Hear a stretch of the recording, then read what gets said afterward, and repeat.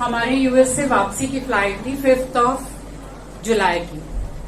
तो ये नहीं पता था कि that flight is landing on 7 July. होता है माइंड में कि जब 5 को सुबह चल रहे हैं तो ऑब्वियस हम 6 की रात तक पहुंच जाएंगे। बट जब हमें पता चला कि 7 जुलाई को मॉर्निंग में 8 बजे लैंड कर रही है, फिर हमने 7 जुलाई की रात की ट्रेन की टिकट कराई।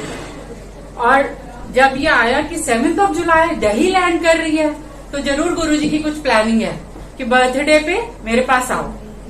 वो भी आप छोड़ दो, 8 बजे मेरी बेटी ने जब चेक किया तो वो मॉर्निंग में 5 बजे लैंड करनी थी। तो we had that full day to visit बड़े मंदिर। लेकिन बस सबके मुंह से सुना हुआ था, मैं आई हुई हूँ 2-3 बार पहले भी, कि मतलब जैसे ओकेजन्स पे आइदर ऑन 31 में और 7 जुलाई वहां बहुत रश होता है। मैंने कहा, मेरे अंकल ने कहा, कहते देखो गुरुजी की प्लानिंग है, हमें नहीं पता था कि तीसरे दिन आके हमारी फ्लाइट दिल्ली लैंड करेगी, तो हमें बड़े मंदिर चलना है। हमने जो फ्लाइट की टिकट्स की हुई थी वो हमारी नॉर्मल इकोनॉमी की थी, और जो 2 कनेक्टिंग फ्लाइट्स थी वो हम इकोनॉमी में ही आए। लेकिन जो लास्ट फ्लाइट थी, गुरुजी को पता था कि दिन भर इसने खूब थकना है, वो अपग्रेड हो गई। हम आराम से पूरी फ्लाइट में फुट रेस्ट था, खाने पीने को बढ़िया था, सोते हुए आए। That was about 10 hours flight. हम मॉर्निंग में लैंड किया, हमें बिल्कुल थकावट नहीं थी। फिर हम आए और गुरुजी को हमने कहा, गुरुजी बड़े मंदिर तक जाने के लिए क्या मतलब कुछ माइंड में। तो एक संगत जो मेरे साथ पहले बड़े मंदिर आई थी, उन्होंने कोई होटल रूम बुक कराया था, मैंने उनको ही कॉल किया और विद इन कुछ मिनट्स उनका आंसर आ गया कि हाँ तेरा रूम बुक कर दिया मैंने। और उस दिन गुरुजी के हम गए, जो लेकिन बाद में गुरुजी ने परीक्षा ली है। इतनी गर्मी और हम तो वहां ठंडे से आए थे। कहते खूब आराम करके आए हो ना, ऐश मार के, अब लाइनों में लग जाओ जरा।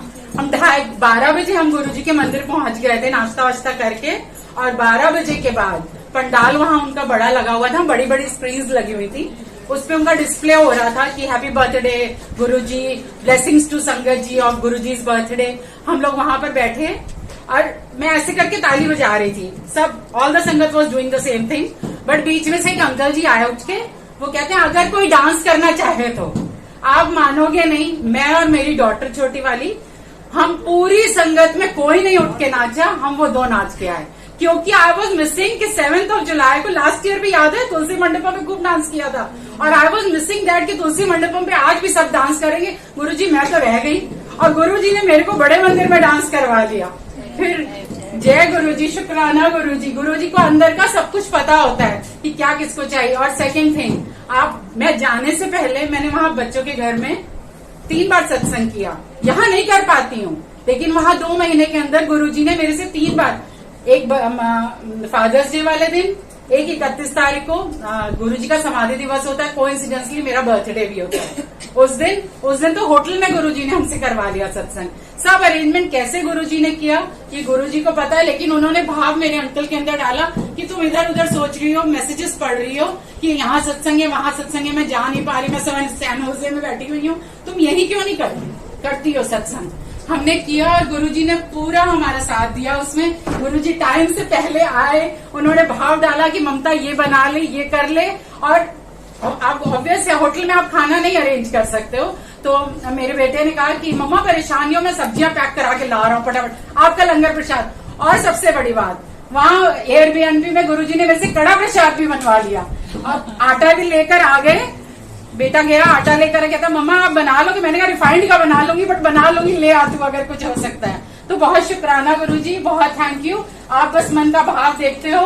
सौरभ अंकल को मैंने वहां से कॉल किया, तो मैंने कहा सौरभ अंकल देखो कुछ ज्यादा अरेंजमेंट नहीं था, थोड़ा थोड़ा सा ही था। कहते हैं आंटी आप परेशान नहीं हो, आपने किया, आपने ये सोचा, इसमें गुरुजी की आपकी मर्जी थी। तो बहुत शुक्राना गुरुजी, बहुत थैंक यू। आप ऐसे ही बांह पकड़े रहना, जैसे मेरी पकड़ी है, मेरे परिवार की पकड़ी है, सबका भला करना गुरुजी। थैंक यू गुरुजी, शुक्राना गुरुजी।